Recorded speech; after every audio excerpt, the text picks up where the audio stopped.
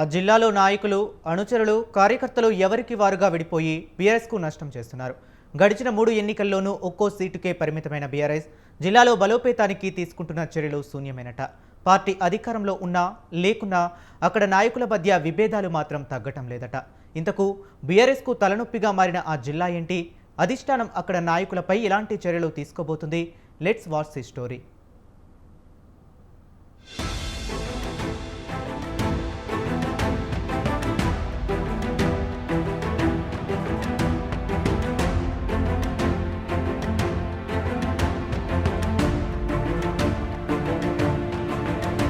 BRS నాయకుల మధ్య విభేదాలు ఆ జిల్లాలో పార్టీ ప్రతిష్టను మసకబారుస్తుందా? నాయకులు ఎవరికి వారే అన్నట్లుగా వ్యవహరిస్తూ ఉండడం వల్ల కార్యకర్తలు ఇబ్బందులు పడుతున్నారా అంటే అవుననే సమాధానమే వస్తోంది. ఖమ్మం జిల్లాలో బీఆర్ఎస్ పార్టీ నాయకుల మధ్య విభేదాలు రోజురోజుకు ముదిరిపోతూ ఉండడంతో ద్వితీయ శ్రేణి నాయకులు, కార్యకర్తలు ఆందోళన వ్యక్తం చేస్తున్నారు. పైకి కలిసి ఉన్నట్లే కనిపిస్తున్నా లోపల మాత్రం ఒకరిపై మరొకరు నిందలు వేసుకున్నట్లు తెలిసిందే. అధికారంలో ఉన్నప్పటి నుంచి నెలకొన్న ఈ విభేదాలు ప్రతిపక్షంగా మారిన తర్వాత కూడా కొనసాగడం పార్టీకి తీవ్ర నష్టం కలిగిస్తోంది. కేవలం ఖమ్మం నగరంలోనే కాకుండా ఉమ్మడి జిల్లాలోని నాయకులు కూడా గ్రూపులుగా విడిపోయి రాజకీయాలు చేస్తున్నారట.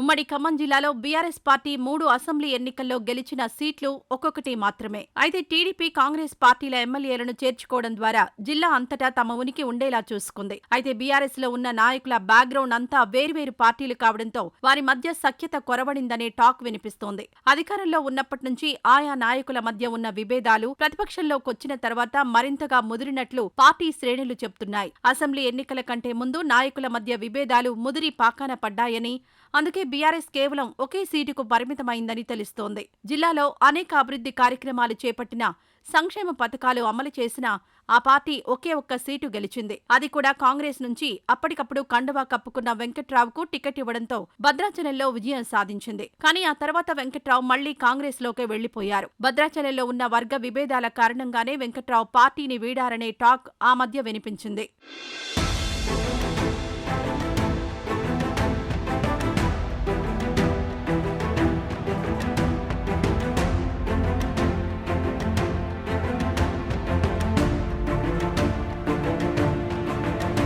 ఉమ్మడి ఖమ్మం జిల్లా బీఆర్ఎస్ పార్టీలో నాయకుల మధ్య విభేదాలు పెరిగిపోతూ ఉండడంతో స్వయంగా వర్కింగ్ ప్రెసిడెంట్ కేటీఆర్ రంగంలోకి దిగినట్లు తెలిసింది. నాయకుల మధ్య సయోధ్య కుదర్చడానికి కేటీఆర్ ప్రయత్నం చేసినా అవన్నీ తాత్కాలికమే అయ్యాయి. ఖమ్మం నగరంలో మొదలైన గ్రూపు రాజకీయాలు ఇప్పుడు జిల్లా అంతటా పాకాయని, దీంతో బీఆర్ఎస్ లో గ్రూపిజం పెరిగి ద్వితీయ శ్రేణి నాయకులు, కార్యకర్తలు తీవ్ర ఇబ్బందులు పడుతున్నట్లు తెలిసింది. అయితే బీఆర్ఎస్ తరపున ఎమ్మెల్యేలుగా గెలిచింది 3 అయినా ఆయా పార్టీల నుంచి వచ్చి కారెక్కిన నాయకులు మాత్రం భారీగా ఉన్నారు. ఇలా వచ్చిన నాయకుల కారణంగానే బీఆర్ఎస్ పార్టీలో లుకలుకలు పెరిగిపోయాయని కార్యకర్తలు మండిపడుతున్నారు.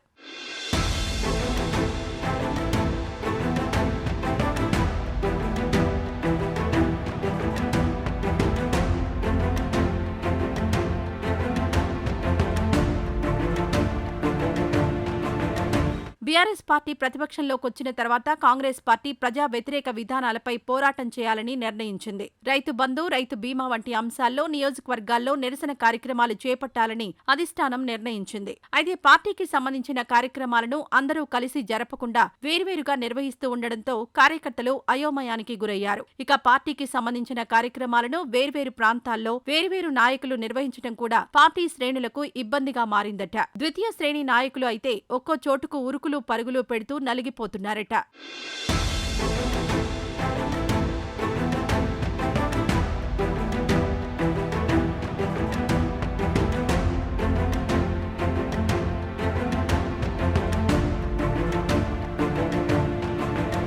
ఇక ఇలా ఉరుకులు పెట్టలేని నాయకులు మాత్రం మేం ఫలానా నాయకుడి వర్గం, ఆ నాయకుడి కార్యక్రమానికైతేనే వస్తామంటూ తేల్చి చెప్పేస్తున్నారు. మరికొందరు మాత్రం ఏ నాయకుడితో విభేదిస్తే ఏమవుతుందో అని అందరితో కలిసి ఉన్నట్లు నటిస్తున్నారనే టాక్ వినిపిస్తోంది. ఇక నాయకుల మధ్య విభేదాల కారణంగా పార్టీ సంస్థాగతంగా బలహీనపడుతుందనే చర్చ జరుగుతోంది. ఇప్పటికే చాలా మంది ద్వితీయ శ్రేణి నాయకులు, కార్యకర్తలు పార్టీని వదిలి వెళ్లిపోయారు. ఈ విభేదాలు ఇలాగే కొనసాగితే రాబోయే రోజుల్లో మరిన్ని వలసలు తప్పదనే టాక్ వినిపిస్తోంది.